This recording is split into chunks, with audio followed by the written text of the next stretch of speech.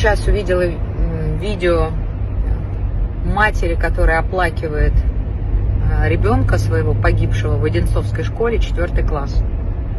И хочу сказать каждому придурку, который при детях говорит слово «чурка», «черномазый», «хачик» и все прочее: вы абсолютные твари и нелюди. И ваши дети слушают ваш этот взрослый, необузданный, жесткий, ублюдочный треп. И дальше они начинают относиться к детям другой национальности сверху вниз.